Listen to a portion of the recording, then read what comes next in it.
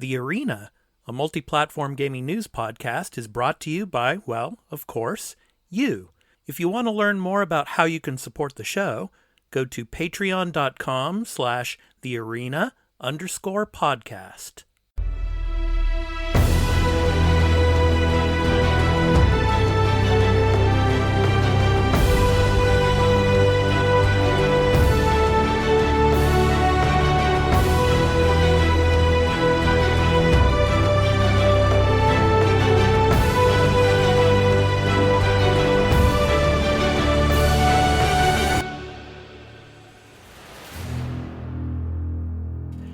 Hey everybody, welcome to The Arena, a multi-platform gaming news podcast. This is episode 49. I'm your host, Expat, along with my co-host, Burly of BurlyMenGaming. Burly, how you doing, man? I'm doing good. I finally got some sleep for the first night in like 3 days. Tell us why you have not been sleeping. Air conditioning problems and heat wave. Oosh. In Canada. Like, you know how you've been saying you've had the high humidity lately? We've been having it. And with the high temperatures and my air conditioner unit's not been working properly and can't keep up. My apartment's been in like 79 to 80 Fahrenheit height. Jeez. So it's been fun. Yeah, I bet. Well, I'm glad you're in one piece and here with me today for the podcast, man. So got a little bit of sleep, I guess. I take it. So I got 8.5 hours. I excellent. slept like a baby. Excellent. And our other co-host, Turn-Based Carl, he has some other family obligations to take care of, so he will be back next week for sure. But he has a message to give to all of us later. We will play that for you. And one other note, Burly, I want to talk about is some of our listeners, possibly in Western Japan. I want to bring this up because weather officials have predicted over the next 24 hours through Sunday morning, up to 300 millimeters of rain could fall in Tokai, 250 millimeters in Kyushu, Shikoku, Kinki, and the Kanto Koshin regions, and 200 millimeters in Chugoku, which is close to Nagoya. Yeah, it's a really bad situation down there right now. Wow. So I want to let all of our listeners know that we're thinking about you down there in Western Japan, as well as in every part of Japan that's being affected by this, heavy rain condition that's been going on for the past few days now. Yeah, here where I live, just outside the Tokyo area, Burly, it's been raining all of yesterday and today, and probably into tomorrow morning. So, but we're not having any flooding issues here. But down in Western Japan, it's really bad. There was a river in Saga Prefecture that overflowed and flooded residential streets. I mean, the water was the water was up to people's hips. That's how bad it was in that area. So, in Western Japan, I'm going to say this in Japanese real quick. Minasan kyotsukete kudasai ne. That means please take care, and we're thinking about you here on the Arena. So yeah. Hopefully no flooding issues or anything for everyone over there. Yep. Okay, so on today's episode, we're going to be talking about, of course, No Man's Sky has reached its 5th anniversary. We're going to be talking about that. And then Xbox and Jeff Keighley have confirmed their Gamescom events. We're going to be discussing that a little bit. The Nintendo Indie World Showcase that we actually did a live reaction for. We're also going to be talking about that, as well as Blizzard. More people have left. And also Atomic Heart. I don't know if you've heard about this game, Burly, but it's going to have multiple endings. We're going to be talking about that as well. And our topic of the show is games that had a subpar launch that actually turned out to be really great games. We're going to be talking about some of those types of games on our topic of the show. And then, of course, we're going to have our Burly Nader Corner as well in this episode. But first up, a brief message before we talk about our games that we've been playing this past week, a brief message about where you can find the podcast. Before the crew discuss what they have been playing, this episode of The Arena, a multi-platform gaming news podcast, will be going to Patreon in early access for a day after recording. So if you would like to support the show and become a patron at the entry tier 1 level at $1 per month, and get early access to every episode and listen ad-free along with other perks, including exclusive post-show content plus special bonus episodes, please visit patreon.com/thearena_podcast for further details. On Sundays each week, the podcast will be uploaded to all free podcast services, where you can find us on any podcast app for iOS or Android, Spotify, Amazon Music, and on Expat's YouTube channel, Expat 2020 Gaming. Just download your favorite podcast app or open Spotify and search for The Arena, a multi-platform gaming news podcast. Subscribe, follow us, post a review, and leave us questions, comments, and feedback if you like, if that feature is available there, and spread the word about the podcast. We also have a Discord called The Arena Podcast, where you can join and chat with the Arena Podcast community, and the podcast website is at thearenapodcast.podbean.com, where you can follow us and leave questions and comments as well. Finally, you can also follow us on Twitter at The Arena AMPGNP, as well as on Instagram at The Arena_podcast. Now, back to the show. So, Burly, yes, I've been playing the Siege of Paris. Of course, I'm Assassin's Creed Valhalla. It's hooked me back in again. So, I'm back in, man. How's this DLC comparing to the Wrath of Druids one? Okay, the one main difference is the power level that you need to have when you start the Siege of Paris is probably around I'd say around 250. Okay. So you have with Wrath of the Druids, you didn't even have to finish the main story to go in and actually do very well with boss battles. Mm-hmm. But with the Siege of Paris, right off the bat, man, I mean, some of the enemies that you're battling against, I'm at level 275 or no 280 at the moment, and they're pretty tough. They're pretty tough, even at the beginning. So those of you that are going to play the Siege of Paris, I would strongly recommend finishing the main story of Valhalla first. So that's the first thing. But man, Burly, it's like you were saying, it's just like this game is just go do this one mission where you find letters, go do this mission where you have to talk to this one person and then find out more information about where this other person might be so that you can go and assassinate them. So it's going to be another long, probably 15 to 20 hours at least in this campaign. So, yeah, it's bloated, like you were saying. It's bloated, and but the location is pretty cool. I mean, it's in 9th century Paris, and it's funny because it's kind of reminding me of A Plague's Tale: Innocence, because you're going through some of the slums of Paris, in 9th century Paris, and there's a bunch of rats.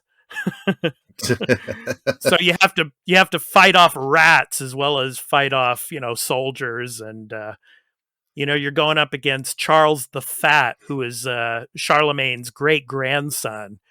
And so in this DLC, basically you have to repel the Parisians that are basically most likely going to invade England after finishing up their conquest of the Norse in Paris and in France. So your main character, Eivor, goes to Paris to try to seek some kind of a settlement agreement. But you know how that's going to go. So yeah, I mean that's where I'm at now. So yeah, that's what I've been playing. I played a little bit more of Omnu, which is that game that's similar to Journey. I'm still playing that. It's very fun. There's no combat in that game whatsoever. It's just, just a journey, an adventure, where you pick up shards of light and it helps you when you're coming across particular puzzles in the game. And then today, the final game I want to talk about, I started playing Hades. And Hades is very fun so far. I've gone through some of the, the entry level dungeons, and just attacked, hack and slash, and dodging in certain areas. It's very fun so far, and the dialogues are interesting. You're talking with Greek gods throughout the game. Of course, in the game you play Hades' son, or actually, Hades' son, and you're trying to get out of hell. So it's really fun so far. I really like the art style as well, and Supergiant Games, Transistor, and some of the other great games they've come Bastion. out with. It's Bastion, of course. It's along the lines of those type of games. It's really fun so far. So Burly, how about you? What have you been playing, man? What I've been playing is I actually finally finished Dragon Quest III last weekend.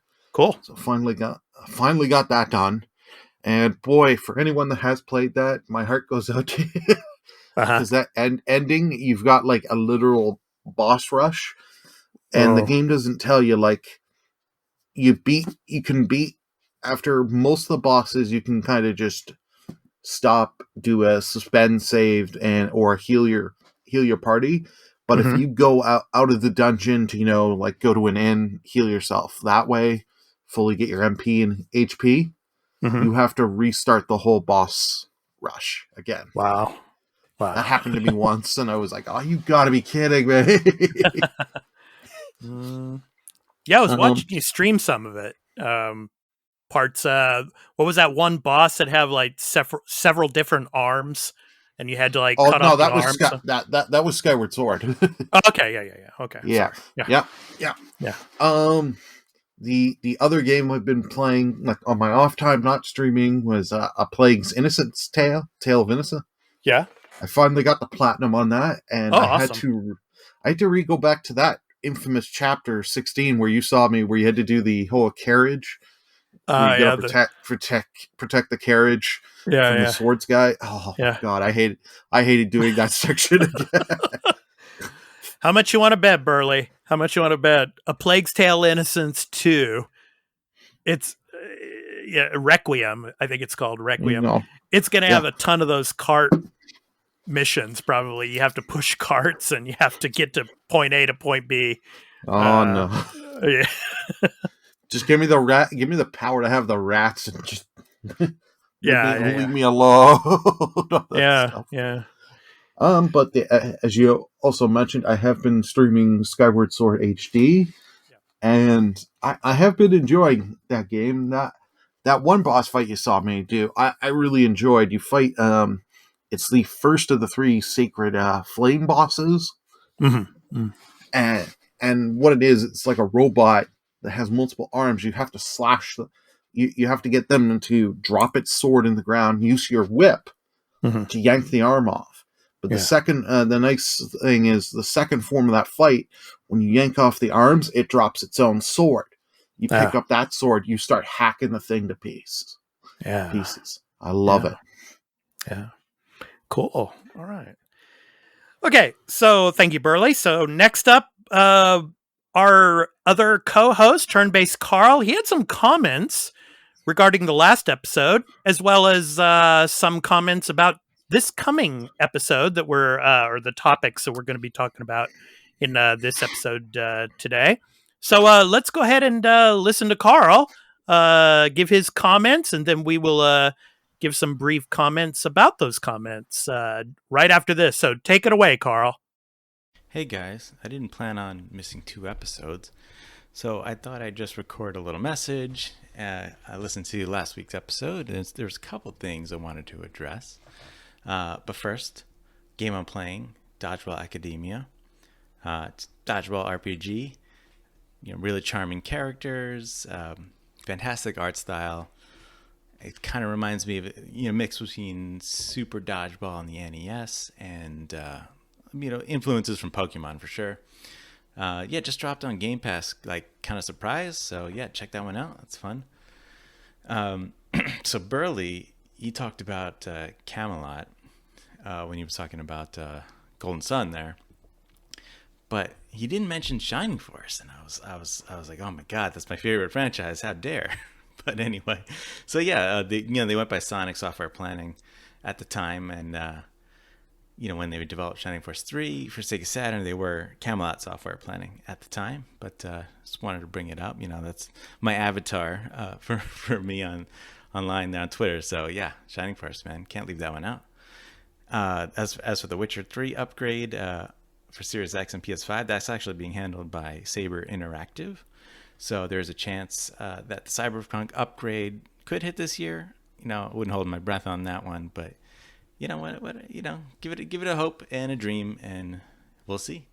And then, okay, so when Expat said that one of the games I was excited for was Guardians of the Galaxy, I think I heard a little bit of a scoff from Burly there, but understandable. We watched the show at Square Enix, and they showed too much. It wasn't great to see it that way, but I think the way it was played, it feels a bit like, who wants to really watch you play that much of that game? I mean, the reason I'm excited for it is because it's a single player, narrative driven, third person action adventure game, with great Marvel characters. I mean, that's everything I want. So, if the reviews are great, I mean, I'm going to want to get that day one. I mean, so look forward to that.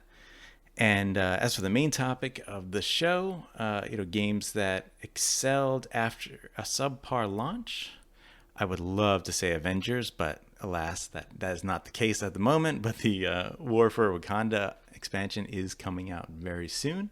So there's hope. People are saying actually good things about it. So look forward to that.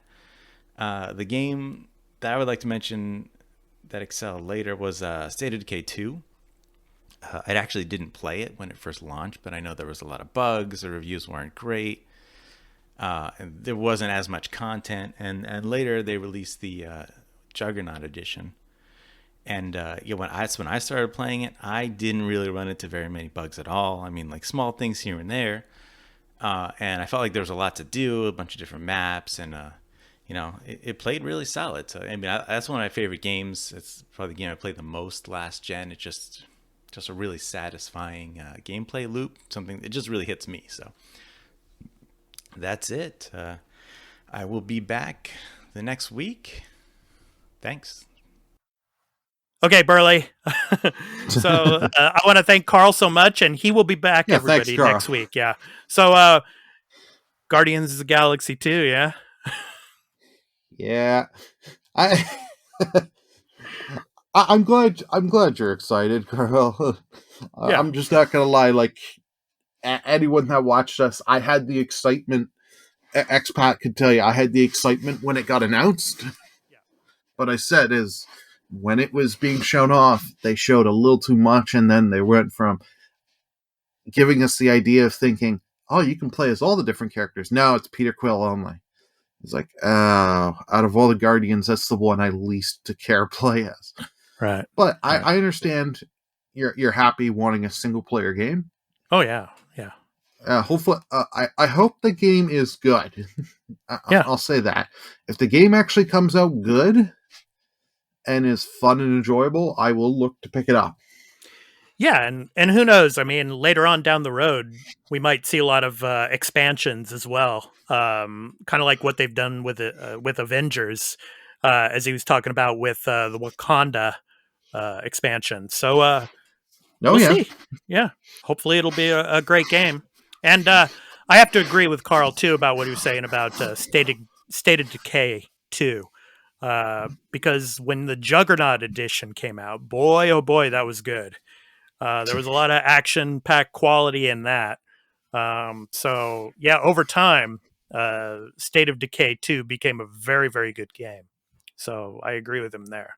That's fun. You should try that, Burly, since you have an Xbox now. State of Decay. Yeah. I will definitely check that out. Yeah, especially the Juggernaut edition. That's really good. So good stuff. And I knew when I didn't mention Shining Force when they did the little Camelot Golden Sun retrospective, I knew he was going to pick up on that. Yeah. So tells me when he comes back, we're going to have 5 minutes on Shining Force at Camelot. Yeah. That's possible. Okay, let's go ahead and get into the weekly news beat. So, Burly, have you ever played No Man's Sky? I've played it, and I played some of the VR mode. And I remember Dan, our former co-host here, he played the VR mode as well as No Man's Sky. Have you played it? I have not, no. I keep meaning to try it. I remember when the game was announced and hyped to all hell because I had a friend that pre-ordered the game and had pre-ordered with one of his other friends thinking, oh, we're going to be able to do multiplayer right out of the gate and all this and that. And then when the game launched, they were like, oh.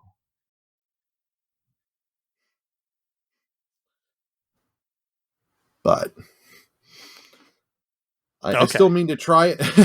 Sorry, okay. I kind of drifted off there. But they are happy now that the game has gotten all the updates. Yeah.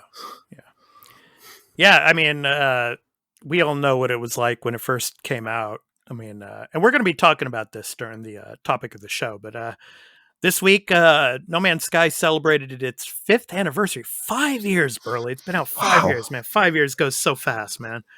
I can't believe it's been 5 years. Yeah. So this is from Kotaku and Lisa Marie Sagara. So developer Hello Games celebrated No Man's Sky's 5th anniversary this week by not only looking back on the history of the game, but by giving us a tease of what's coming next. No Man's Sky launched on August 7th, 2016 in a notably tragic state. But expansions over the years turned the indie game's shaky start into a comeback story for the gaming history books.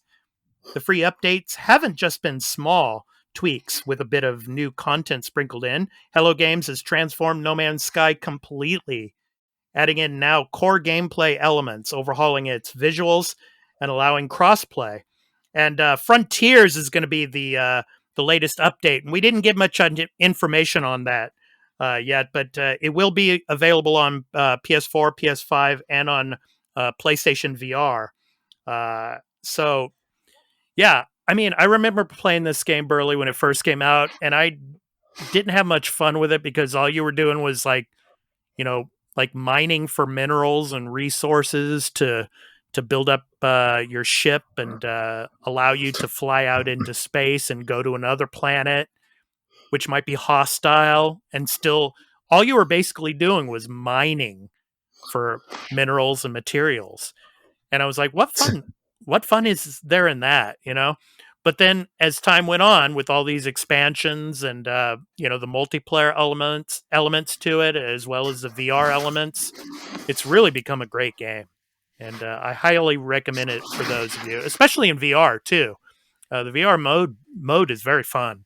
So yeah, hats off to Hello Games and No Man's Sky for 5 years. And they've turned this game really into something. So, okay. So next up, I'm actually just checking if the game's on Game Pass. Actually, I think it was on Game Pass. I'm not sure. Is it? Yeah, it looks like, because I'm just opening up the Game Pass app, and yeah, I can play. Awesome. Yeah. Give it a try, man. It's very fun. Especially now with all the stuff you can do. So, okay, next up, Xbox has confirmed its plans for the all-digital Gamescom event later this month, as well as Jeff Keighley's opening night live. It's going to be a 2-hour event. I will give you the dates here. Let me open that up real quick. So, Gamescom 2021 Xbox stream will be on Tuesday, August 24th at 10 a.m. Pacific, 1 a.m. Eastern Time, 6 p.m. CET, and Wednesday, August 25th at 2 a.m. Japan time. And Jeff Keighley's Gamescom opening night live will be a live 2-hour showcase Wednesday, August 25th at 11 a.m. Pacific time, 2 p.m. Eastern time, 8 p.m. CET, and Thursday, August 26th at 3 a.m. here in Japan for me. So, yeah. So, of course, here at the arena, we're going to be covering these events. But, of course, for me, Expat, I'm going to be I'm going to be up really early in the morning covering this with you all. So, yeah. So, like I said, I'm looking forward to Tokyo Game Show because then I'll be able to cover stuff at a decent hour. For me. Yeah, it'd be decent hour for you, like 1 a.m. for me. Yeah, exactly. The tables will be turned. Yes, that's for sure. Yeah. So anyway, this from Video Games Chronicle. So the official Gamescom 2021 Xbox stream is going to be an in-depth update from some of our previously announced Xbox Game Studios titles, alongside some of the third-party partners. As well as news on titles coming to Xbox Game Pass.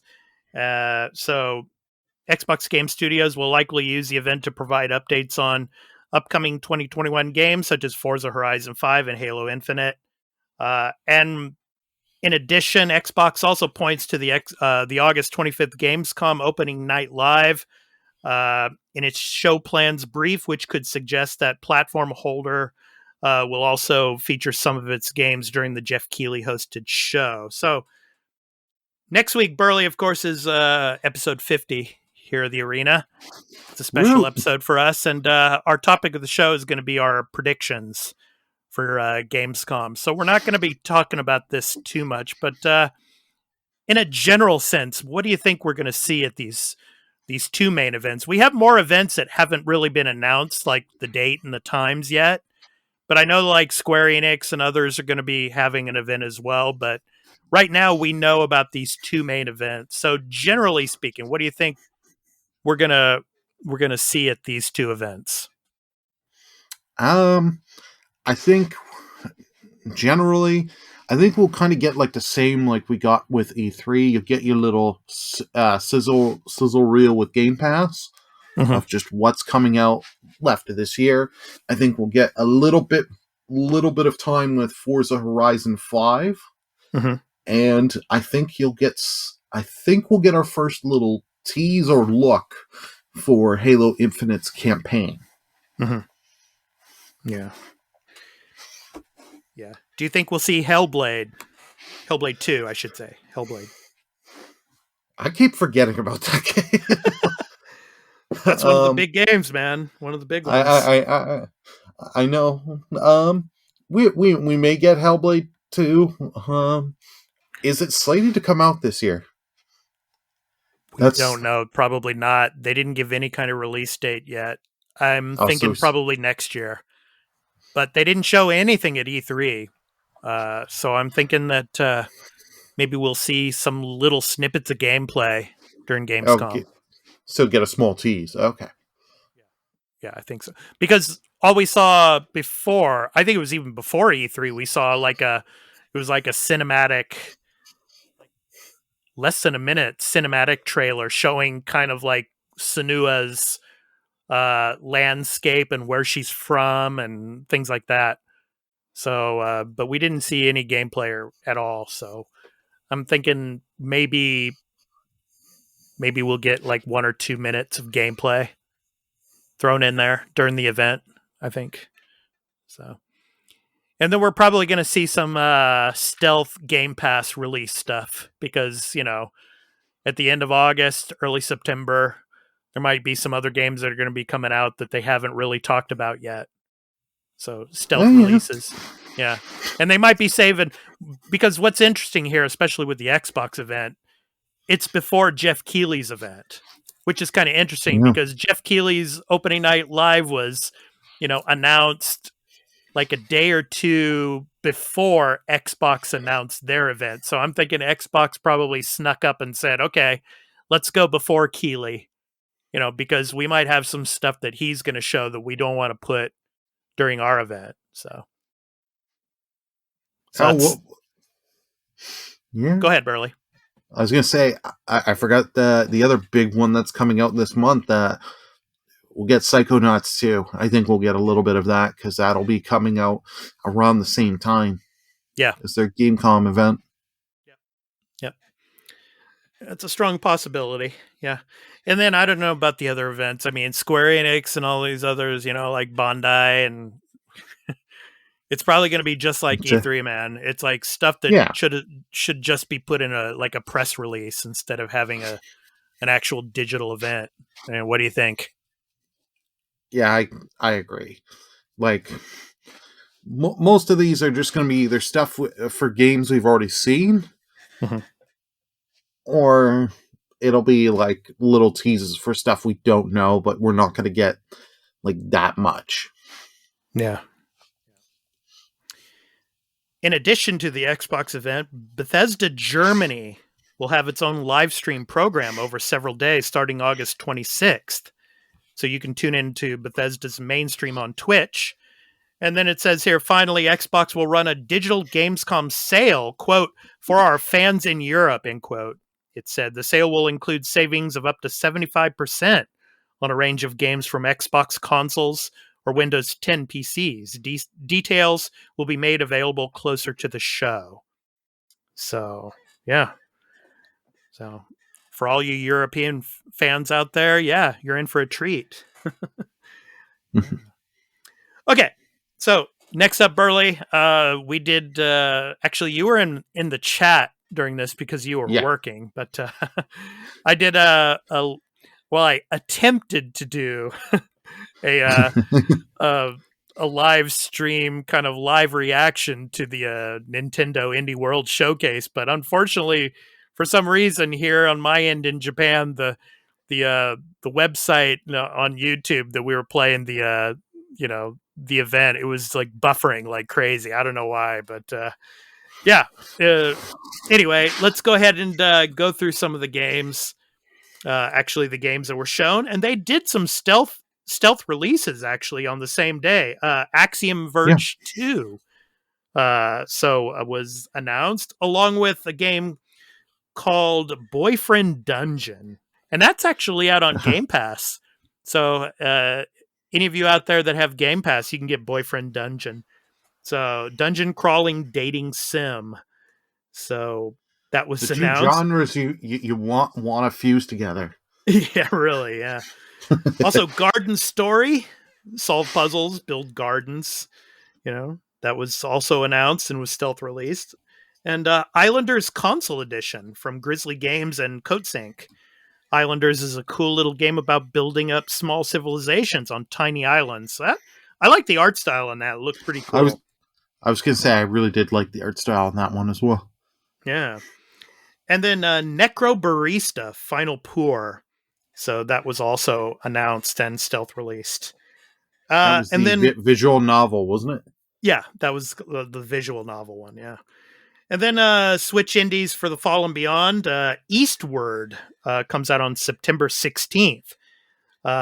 Eastward from Pixpill and Chucklefish is an emotional post-apocalyptic adventure starring a hardworking miner and a young girl on a journey to not be too much like The Last of Us, from what they say here on Kotaku. Yeah, but I mean, it's weird, Burly. I don't know, man. This is kind of a pet peeve for me. It's like every 2 or 3 games now have to be post-apocalyptic. I just and actually, breaking news: they've sold the rights to that for a TV show, and Pedro Pascal is in the running. Play the miner. Really? Yeah, it just broke right now. Okay. Next up, this is a game that's already been out, but Tetris Effect Connected comes on October 8th to the Switch. So I don't know if you played Tetris Effect Connected, but yeah, It's a really fun Tetris style game with all the music that it has to it. Also, Toem comes in fall. Toem is a neat little adventure in which the player solves problems by snapping photos, which sounds simply delightful in a sense here. And it's all in black and white.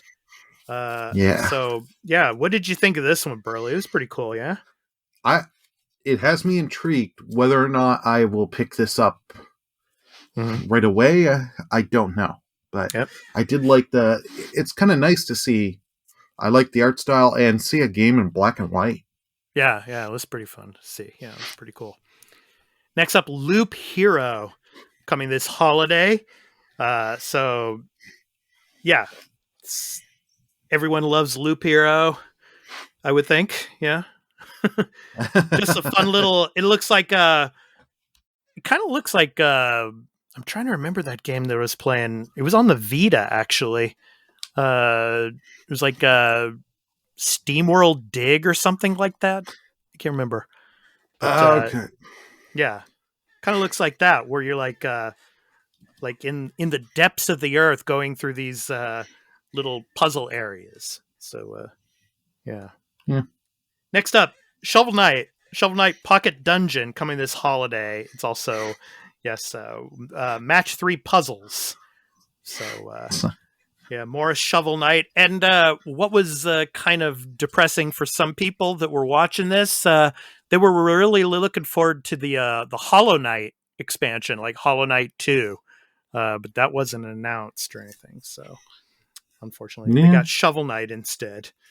And then not due out until 2022, Bomb Rush Cyberfunk from Team Reptile. So it's pretty much like Jet Set Radio. Yeah. So that was also shown. And then Far Changing Tides, another post-apocalyptic vehicle adventure from the makers of Far Lone Sails. So that was shown as well. And then, of course, Metal Slug Tactics, fresh take on one of gaming's most storied run-and-gun shooter series. So that's going to be coming out on the Switch as well. So Burly, what do you think of this Indie World showcase they showed? I thought it was kind of underwhelming. I didn't see any. I mean, it's of course a lot of indie titles. Of course, Metal Slug looks pretty cool. But I mean, other than that, I wasn't too impressed. What about you? Yeah, I agree. It's underwhelming. Like, there's like maybe like 2 or 3 that'll actually, sit down, either pick up or wait to try on like Game Pass or something when some of these come out on Game Pass. Yeah. But yeah. Yeah, I like that Islanders console game. Islanders. Yeah. It looks pretty cool. Yeah. Islanders, Toem, however you say it. Toem. Yeah. Toem. Those ones I'm looking forward to. The Metal Slug I'll check out. Yeah. Like, the thing with the Tetris one is like, I don't feel like buying a Tetris game. I already get Tetris 99 through my Switch Online. Yeah. So it's like, if I for the rare times I want to play Tetris, I'll just pull that out. Yeah. Yeah, that Necro Barista Final Pour kind of looks interesting, being kind of like a visual novel and all, and, a lot of dialogue and everything. But I don't know, man. I think a lot of these games are going to end up on Game Pass or end up somewhere else down the line. I mean, there weren't too many exclusives in here. So, like Axiom Verge 2, I mean, that's going to be everywhere, I think. So, oh yeah. Yeah. So, okay, let's get to our next story, Burly. So, more bad news for Blizzard. Another 2 bite the dust. No one bites the Yeah. Do. Okay.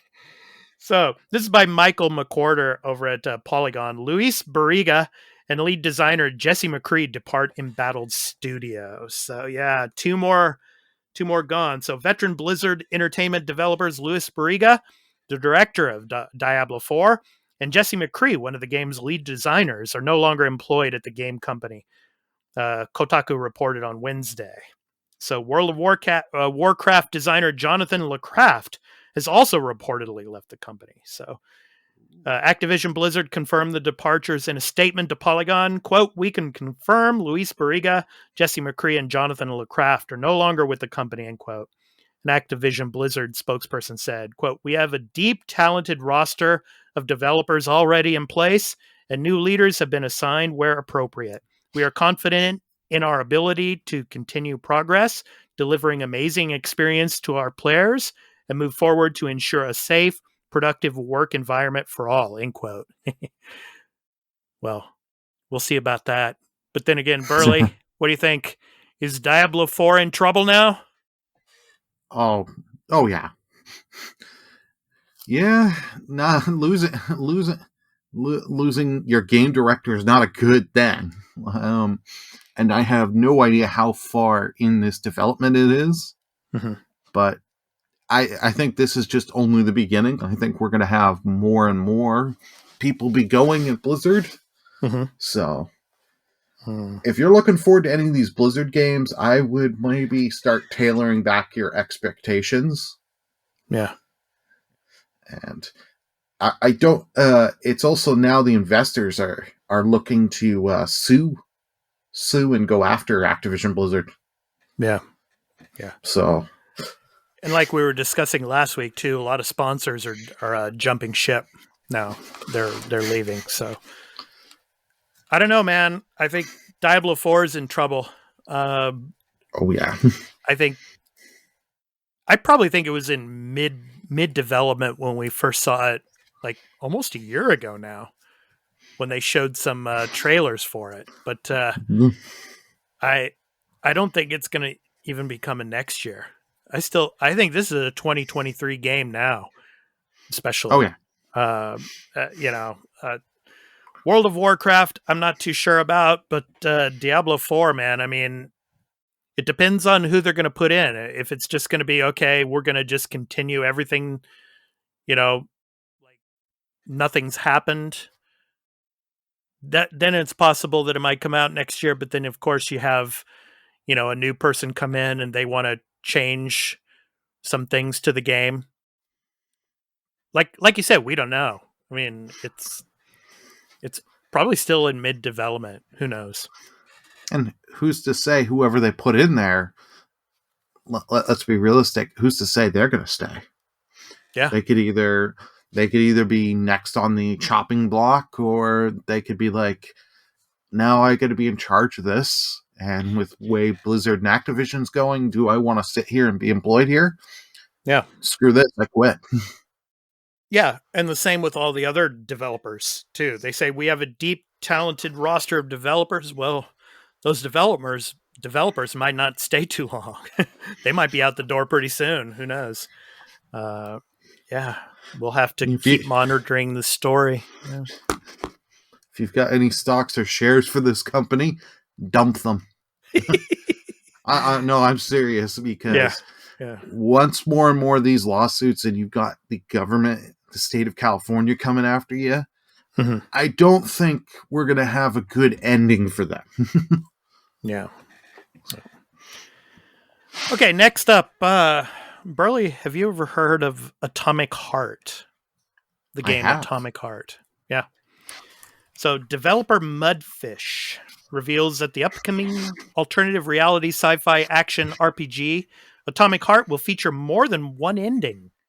So this is from Pam Ferdinand over at Game Rant. So the alternative history action role-playing game Atomic Heart by Russian developer Mudfish has been in development since 2018, and according to a new FAQ posted to the company's Discord, the game is now at the polishing and final assembly stage. With that, a little more information has been shared about the game's release date, DLC plans, and storyline. In an alternate reality, and sometime around the year 1955, a system failure at a Soviet facility has caused the machinery to rebel against humans, and the player is tasked with investigating the sudden radio silence, cleaning up the aftermath of the catastrophe, and preventing the leak of classified information. Players take on the role of an unstable KGB agent known only as P3, who must rely on his skills to improve weapons from scraps found on site. So what I like about this is the way this game, not only this game is going, but a lot of other games too are starting to have multiple endings to games. And I really like this strategy because, you know, most people are paying $60 for a game now, unless you're, you know, on Game Pass and you can wait for it to come out on Game Pass. But, you know, like on PlayStation, for example, you're paying $60 for a game. Well, if you're going to get multiple endings, then that means you're going to have more time spent on the game. You're going to be playing a lot more, and you're going to get more value out of it. So I like what Atomic Heart is doing with this, and I think this is a trend that's going to become more prevalent. A lot of AAA games are going to be moving forward. You're going to have not only one ending, you're going to have either two or several different endings, which means that you're going to spend more time in a particular game. What do you think, Burly? I do like having multiple endings, but it also depends, as great as those can be, also depends what you do with those multiple endings. Because you can have games with multiple endings where the endings don't change much and don't matter. Mm-hmm. So I'm hoping it does do good with the multiple endings and makes me want to play through the game a second time or have a save at certain points and be like, okay, I notice my choices at these certain junctions mattered. Now let me replay and see if I, instead of save this person or do this, how this affects the ending and the story going through. Yeah, I like how these games have lots of consequences to them. Particularly a game like Detroit Become Human. I mean, that's a great example of a game where you have multiple endings and the consequences of the choices that you make really matter, especially in the horror genre, of course. You know, Man of Medan and of course Little Hope and the Dark Pictures anthology series, games like that. Those are really cool, where whatever choices you make, it's going to, you know, decide your fate, whether you die or not. And then you can go back and play it. Say you died in the first game, you go back and you survive in the second game, you know, because of the certain consequences and the certain actions that you make. So I like to see that in more games. So like, say in a game like a AAA game, like say God of War, you make certain choices, you know, with God of War 2, I should say, you know, the upcoming, whether or not Kratos, you know, chooses to let, you know, his son die or not, or whatever. You know, another Tomb Raider game where the choices that you make decide whether or not, you know, you go to point A or point B in a particular region and how that affects the region. I mean, that would be really cool. And the same with the Assassin's Creed games too, making particular choices of whether you side with a king or not, you know, and then having the replay value to it to see what would happen if you don't side with him or if you do side with him, you know? So, yeah. So yeah, I think what they're doing here is really cool. And, I hope that they start, you know, continuing with this and, putting them in more games and giving gamers more options to, have value to the games that they're playing and the money that they're spending on these games. So, yeah. Okay, Burly. You know what it's time for now, right? It's time for the Burlynator Corner. What the fuck?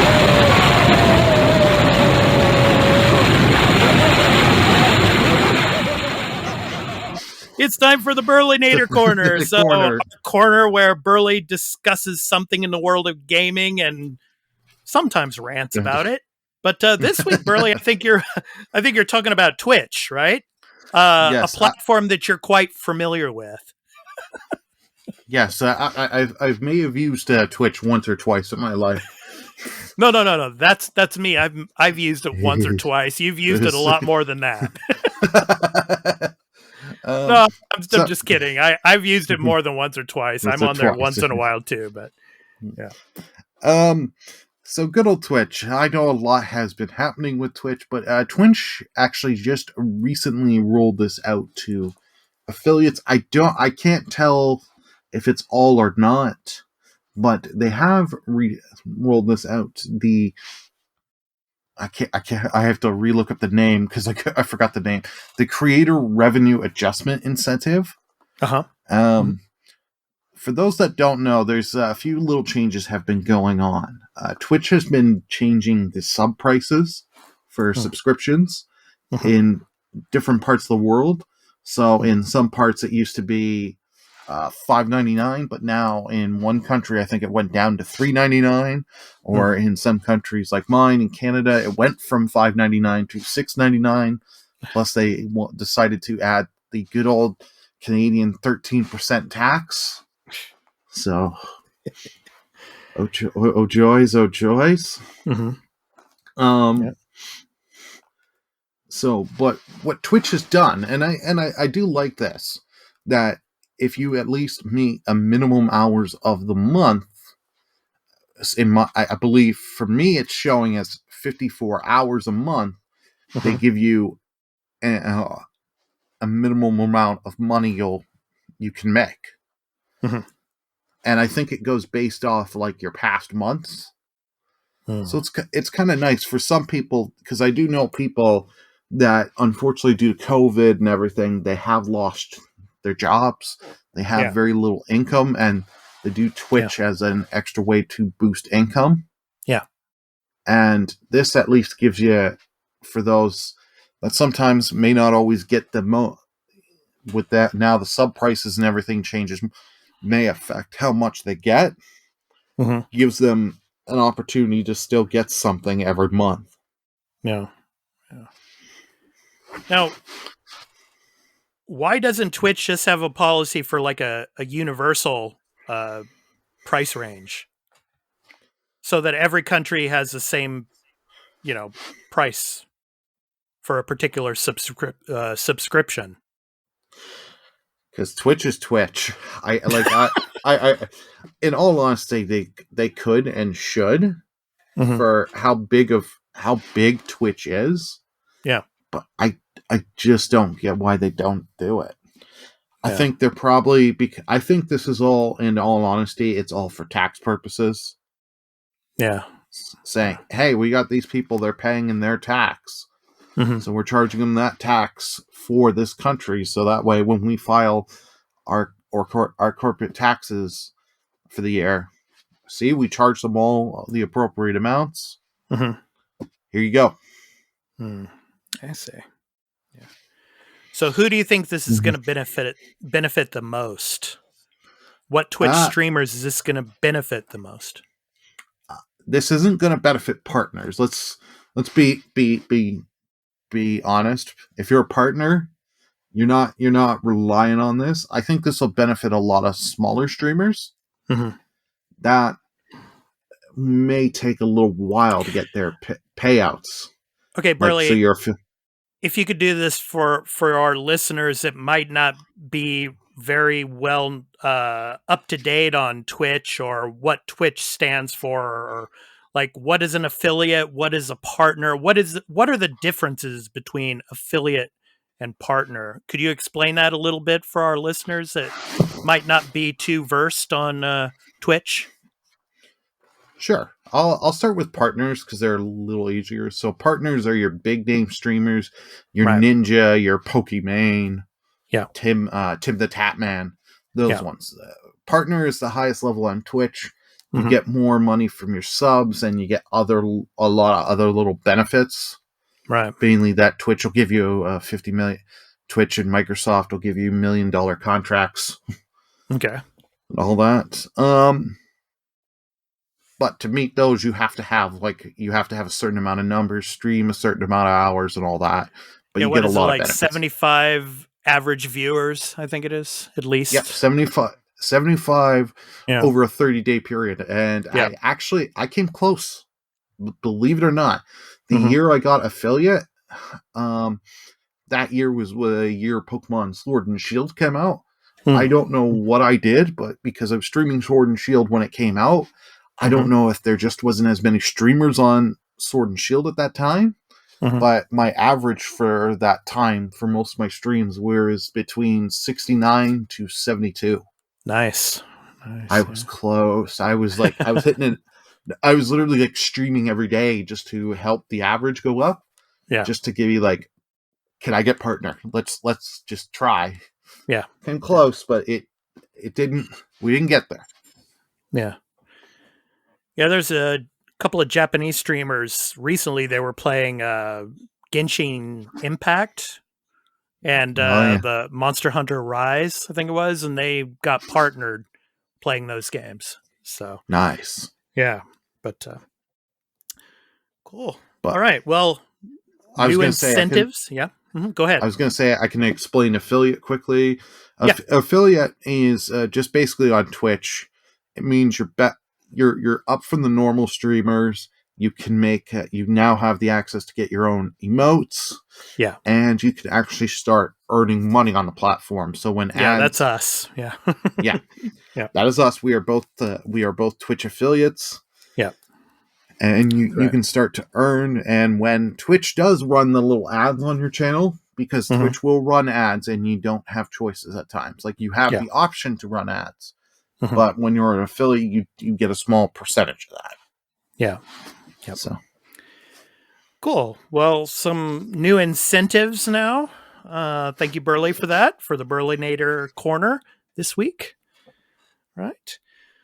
So now it's time for the topic of the show. And of course, at the beginning of the show, our other co-host, Turn-Based Carl, he talked about one of his games that he felt had kind of a, subpar launch, but then it became really, really good in State of Decay 2.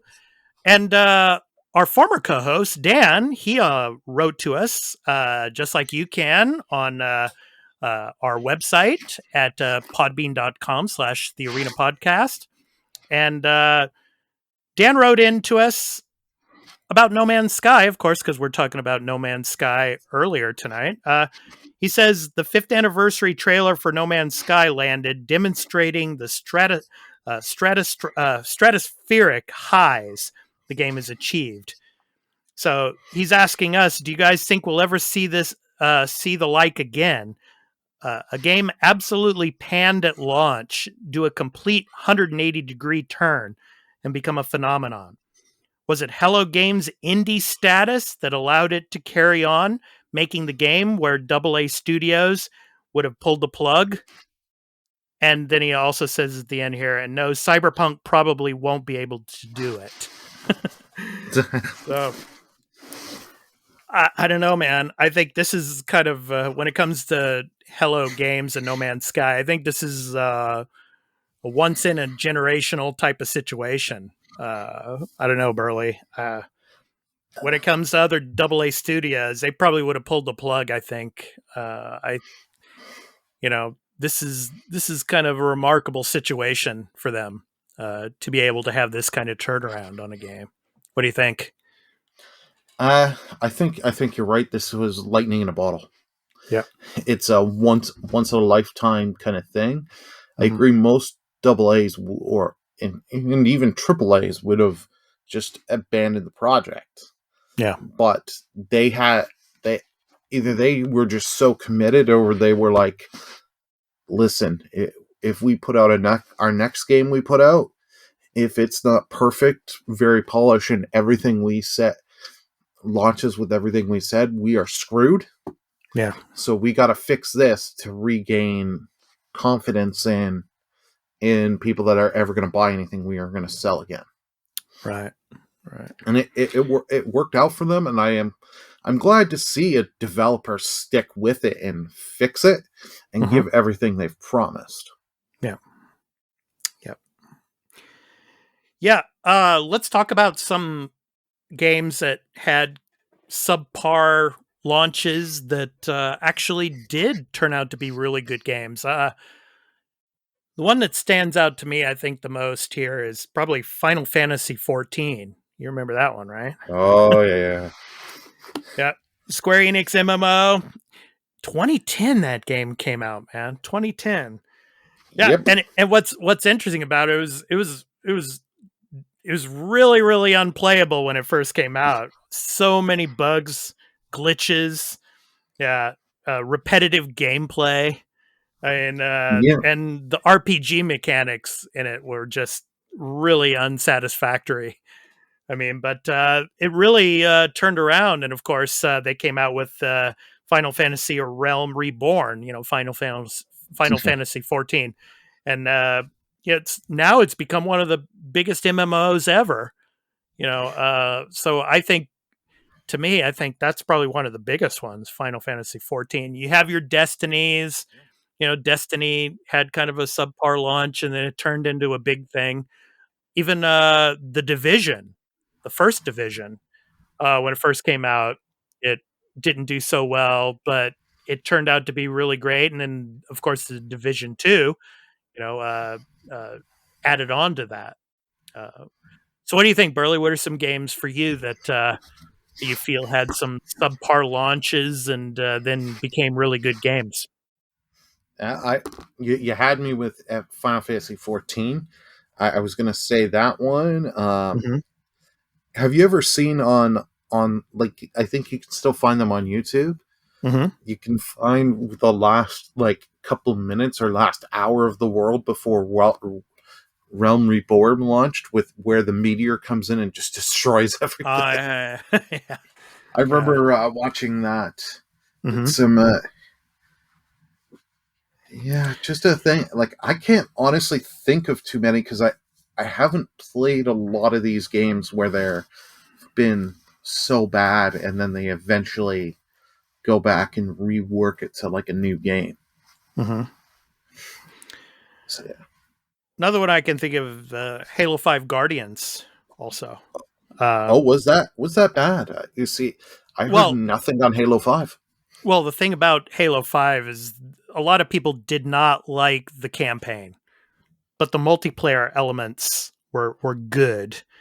And then it got better over time. So the game modes, though, weren't up to snuff in the beginning. But it's evolved over time, and it's one of the better Halo games, especially the multiplayer version. So, and speaking of multiplayer, we one just came to mind: Master Chief Collection. Okay. The online to that, because I remember hearing about that when that game launched. The online was horrible. Oh yeah. Because people were constantly dropping out of matches, and if you're trying to do multiplayer campaign missions, just nothing but problems. But but after updates, and I think like 6 months to a year later, they got it fixed. Yeah. One of the friends of the show, John Caleb, over on Twitter, at John Caleb 3000, he wrote to us saying, probably the Elder Scrolls Online was one of the games that had a subpar launch and actually got better.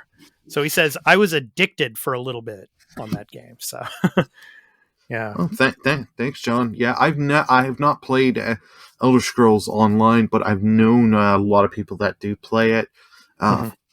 Friends of the show, people we've had on before, Mocha Butter is one. I know she's very into that game. Yeah. So, yeah, there's a lot of games that had slow starts. I mean, Minecraft had kind of a slow start. Fortnite had kind of a slow start as well, and then became a almost like a cultural phenomenon, basically.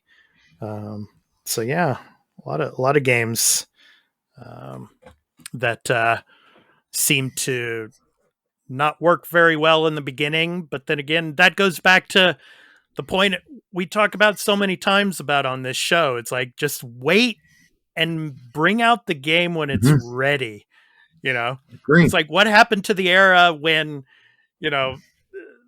games were actually 100% ready when they actually came out. You know, it's like those days are gone. But oh yeah. So well, and as the words of Todd Howard, we can just fix it later. Like when he said that, I think someone in the audience should have been able to get up. I'm not asking for violence, but should have been able to just slap him and be like, "Are you like? Did you just have a stroke saying that? Like, or are you just so out of touch with life because you screw a lot of people over and make a lot of money that you're just that cocky to say it?" Yeah. And then, thinking about these games that are going to be coming out later in the year, I mean, how good of a launch are they going to have? I mean, a lot of people are worried about, probably not so much worried now because of what they've seen of it lately, but I mean, like Halo Infinite, how good of a launch is it going to have? I mean, there was a report that came out this week. The game's install is 100 gigabytes. 100 gig. Yeah. For Halo Infinite. So, yeah. I mean, for a lot of people, that's not going to matter too much, but, we'll see how good of a launch it has. Yeah. If you're a Series S fan, that's a little like, Yeah. Yeah. You're gonna want to look at buying one of those the SSD storages upgrades from Seagate, but like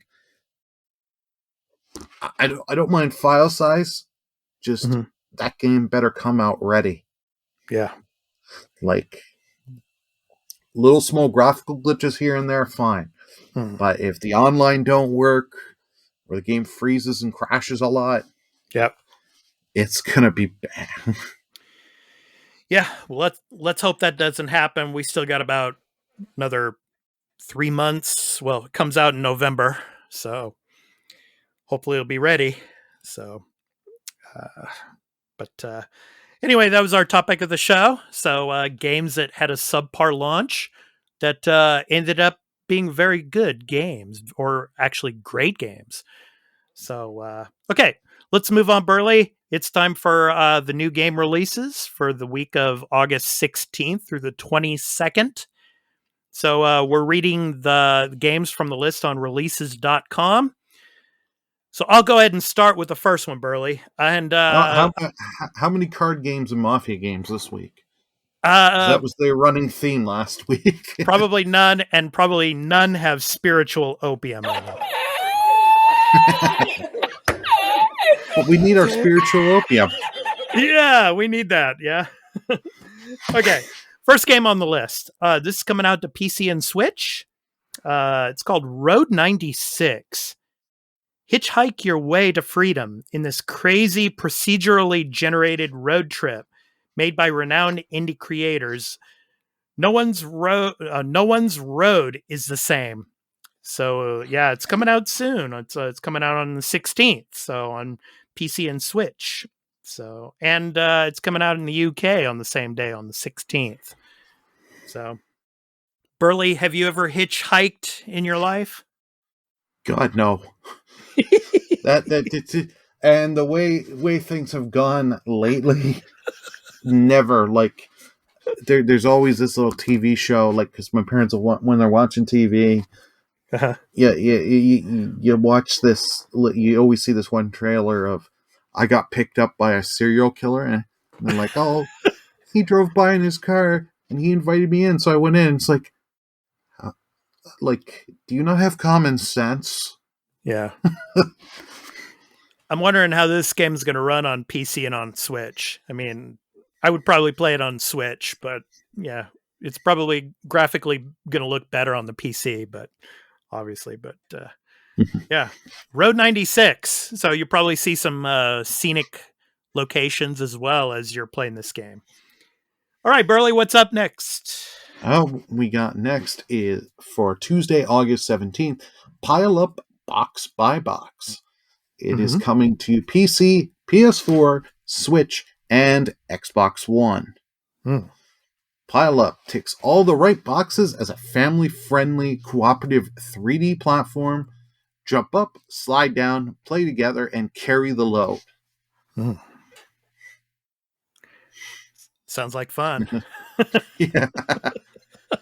This sounds like a game. From what I see, it's not that it looks bad or anything. This just seems like a game I'll wait till Game Pass, play it for a half hour, and then just stop. Yeah. Okay, next up on the list, it comes out on August 17th. Greek, Memories of Azure. For PC, PS4, PS5, Switch, Xbox One, and Xbox Series X, Series S. Greek, Memories of Azure. It's a side-scrolling single-player game with traditional hand-drawn animation. In this adventure, the player will take the role of 3 siblings, Greek, Adara, and Radel. Radel, I think it is. Radel, yeah? Whom you will need to guide through the lands of Azure. You will be able to alternate control between them at any moment and use their unique abilities to escape from the Urlog invasion. Greek is the name of the main character and the smaller brother of 3. He belongs to a magical race called the Kreen, which is currently under the attack of an enemy invasion from a faction called the Urlog.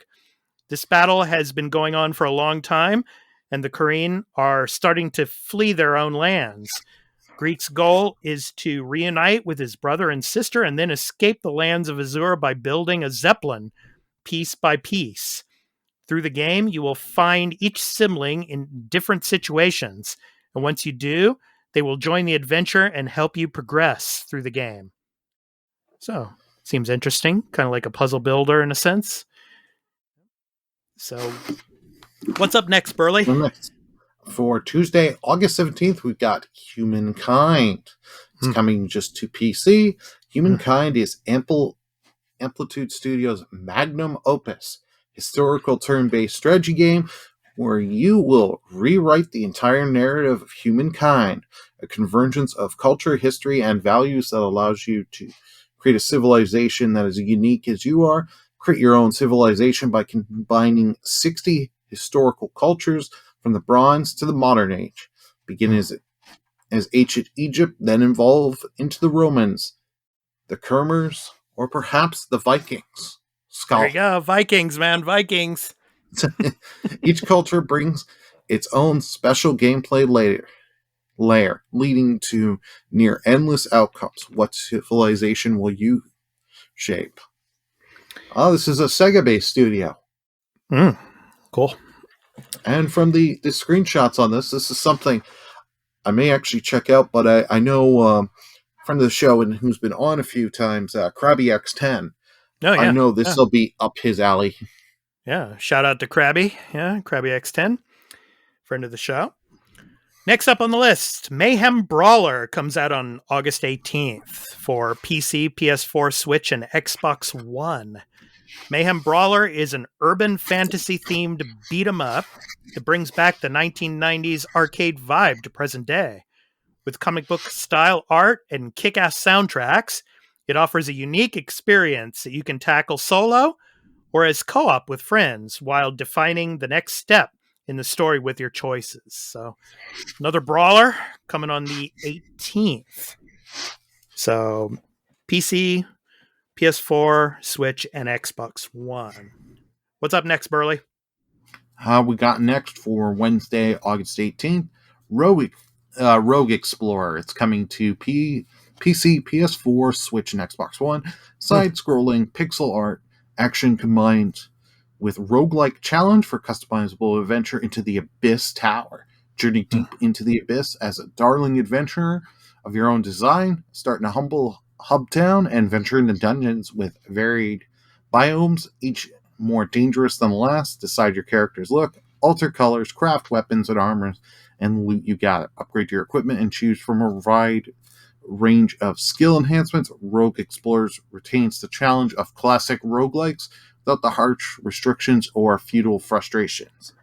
Every Metroidvania style dungeon in Rogue Explorer features multiple layers, upper levels, and do not change for the day. shifting their layout only after in the game day/night cycle has progressed, while deeper journeys will take more dangerous dungeons that are unpredictably change every time you enter them.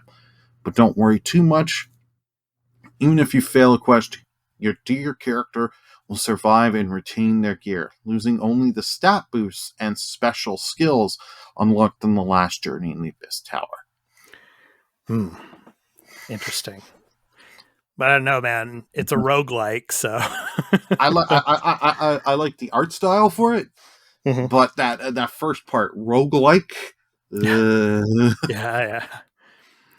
All right, next up on the list, World Soccer Strikers 91 for PC, PS4, Switch, and Xbox One comes on August 18th. So World Soccer Strikers 91 is here. Welcome to the 90s, kid. Action and graphics on par with the arcades. Gather up a bunch of friends on your own living room. A huge bunch of teams, like at least 40. Game modes like tournaments, leagues, and everything. What if both pay for half and swap it every other week? So I just love these write-ups, man. Oh yeah, some of these write-ups are great. Oh man. I don't know, man. Yeah, it looks fun.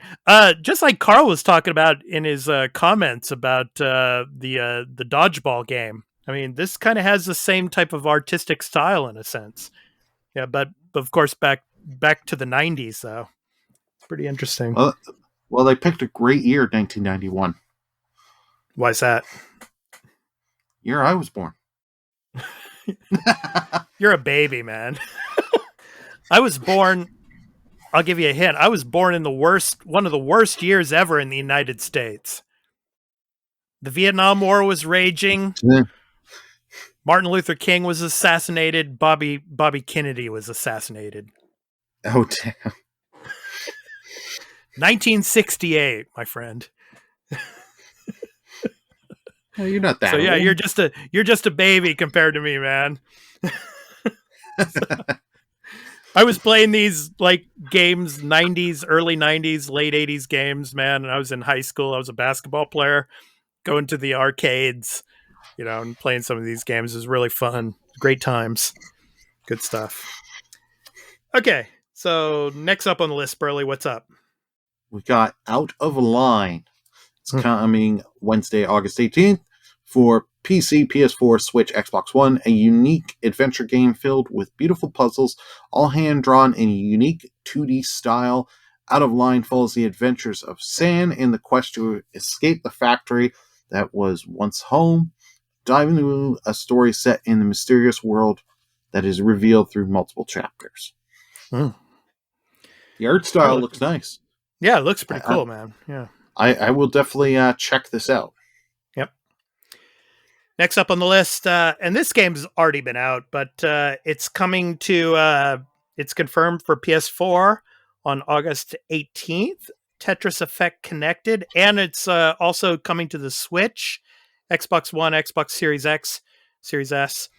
Tetris Effect Connected adds the all-new, robust multiplayer expansion to the huge variety of addicted and innovative single-player modes that Tetris Effect is known for, and has optimized native 4K 60 frames per second visuals. The new multiplayer expansion joins the 10-plus single-player modes already included in the original Tetris Effect. This is Tetris like you've never seen it, or heard it, or felt it before. An incredible, addictive, unique, and breathtakingly gorgeous Grotesque Tetris. Now you have me interested. Yeah. Gorgeous Tetris. Sorry about that, everybody. Gorgeous reinvention of one. I'm sorry. Just these read-ups, man, make me mess up sometimes. Sorry. Gorgeous reinvention of one of the most popular puzzle games of all time. From the people who brought you the award-winning Res Infinite and legendary puzzle game Luminous.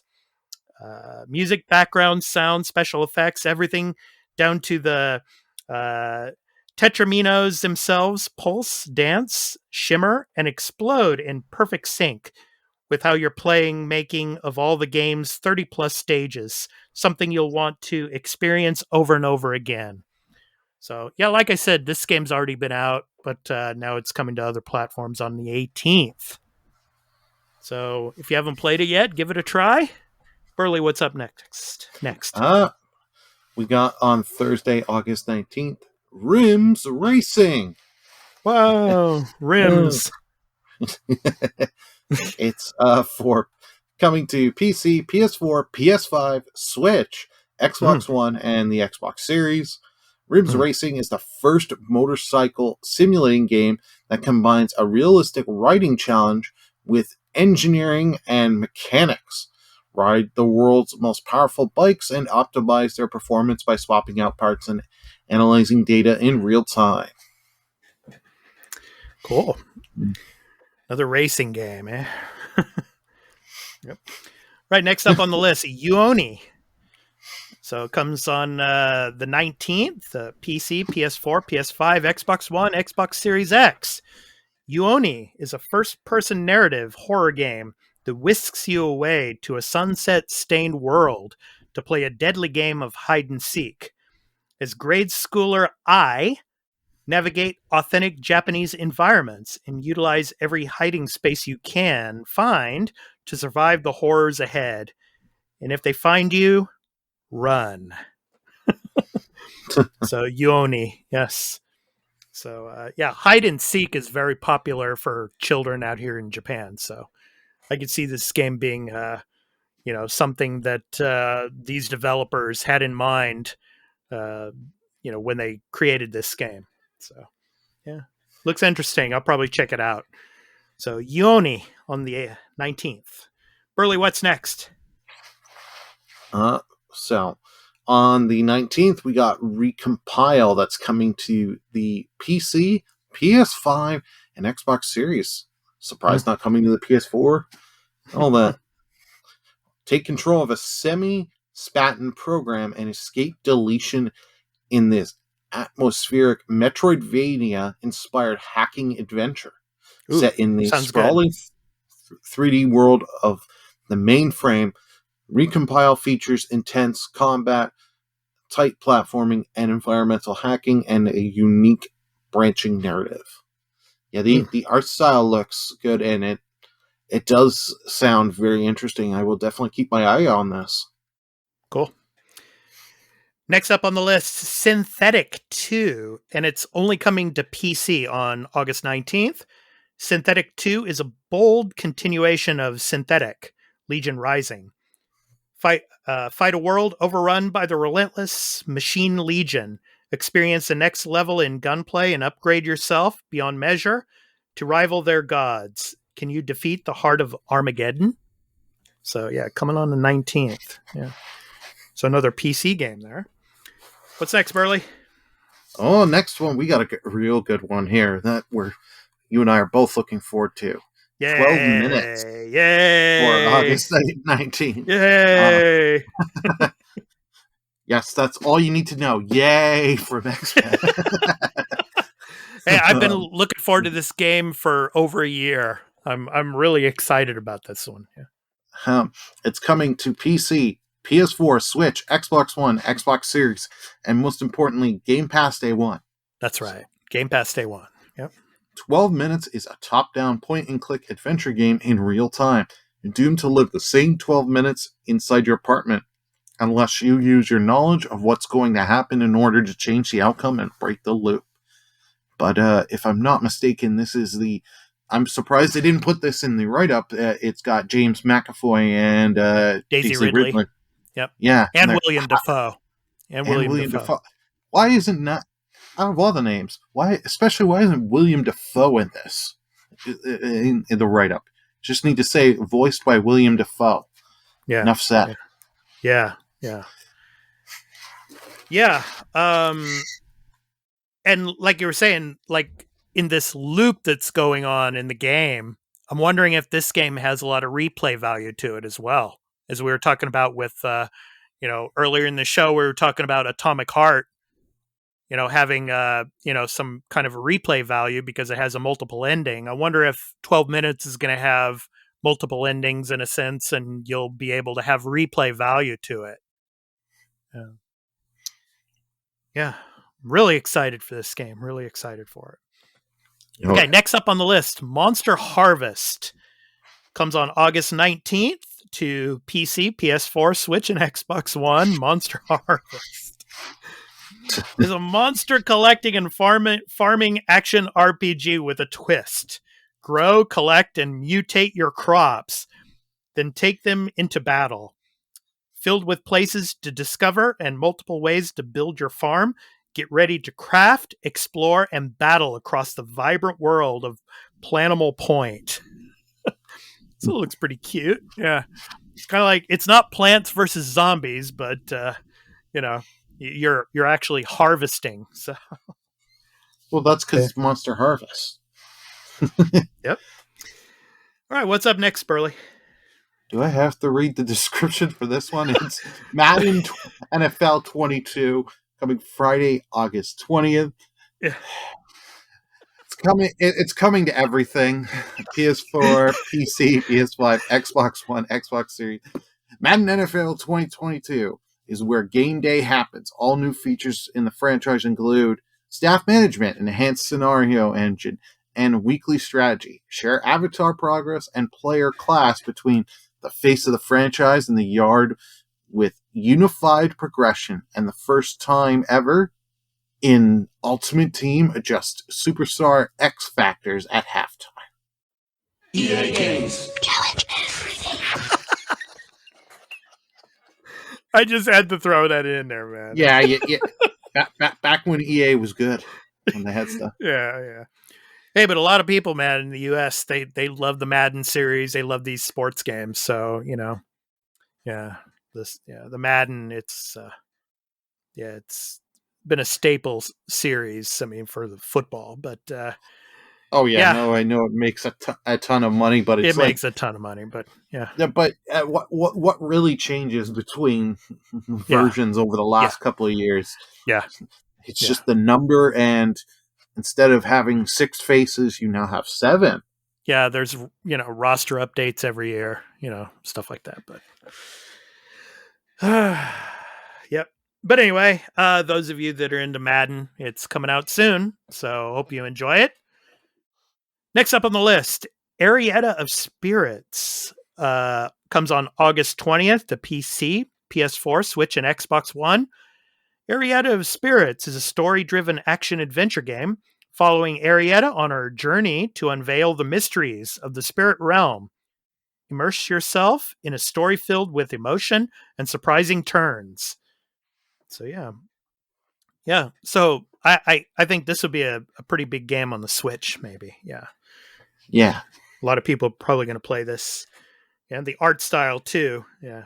I was going to say the art style for this looks really, really cool. Yeah. So, okay, Burly, you got it. What's up next? Oh boy. For Friday, August 20th, we got Ghost of Tsushima Director's Cut. Boy, oh boy. Oh boy. Yeah. I've been really looking forward to this. This edition comes packed not only with the original game and every piece of additional content sold to date, but a brand new adventure for Jin alongside a bunch of new features. So, because this failed to mention, you get the expansion for Iki Island. Mm-hmm. Not only do you get the Legends mode and the extra Legends mode content that will be coming over the next, I think it's like 4 or 5 weeks of content they're doing. Content drops. Plus you get director's commentary and a few other things. If you haven't played Ghost of Tsushima and you've been kind of waiting on the game, this is the package to buy. Oh yeah. For it. Yep. I will be doing an extra take on this after I've played enough of the director's cut. Yeah, let's do that. Yeah, definitely. Extra take on the director's cut. All right, and the final game on our list tonight, Rise Eterna, comes on August 20th to PC, Switch, and Xbox One. Follow the story of Lua and unveil the mysteries surrounding her origins in the tactical RPG Reminiscence of the 16-bit era Japanese strategy games.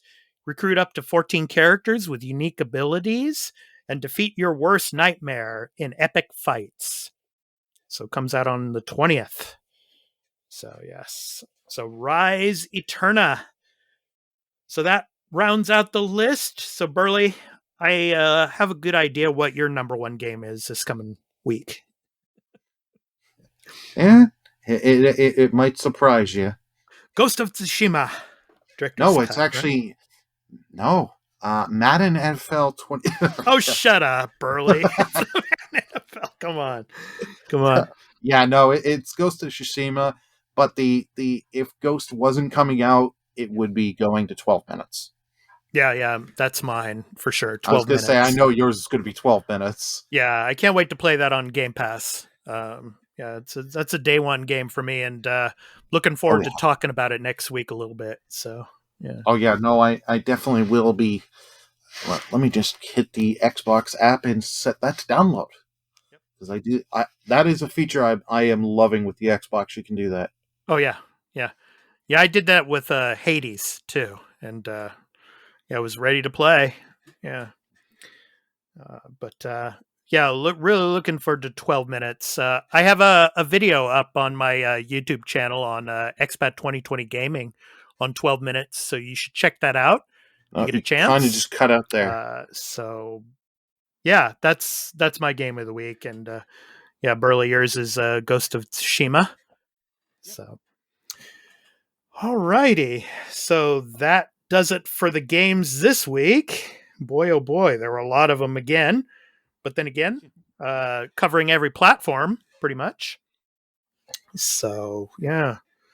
What is it? Thursday, I think it is, right? 12 minutes comes out. I think it's on Thursday next week, yeah. So, yeah, I have a couple of days to play it, and discuss some of it with you all on the podcast next week. So, looking forward to that. So, all right. So, just a couple of things I want to go over. Once again, we talked about this earlier in the show. So, just some items for the podcast. The Gamescom 2021 digital event schedule. We're going to be doing some live reaction streams again, like we did during E3. And the first one will be the Gamescom 2021 Xbox stream. That'll be on Tuesday, August 24th at 10 a.m. Pacific time, 1 p.m. Eastern time, 6 p.m. CET, and Wednesday, August 25th for those of you that are listening out here in Japan. And then also Jeff Keighley's Gamescom Opening Night Live, which will be a 2-hour showcase on Wednesday, the 25th at 11 a.m. Pacific time, 2 p.m. Eastern time, 8 p.m. CET, and out here in Japan, Thursday, August 26th at 3 a.m. So all of you out here in Japan, if you're still awake, and if you want to watch it live, you can come check us out on our channels on Twitch at the Arena_podcast, as well as on YouTube at Expat 2020 Gaming and the Arena Citadel.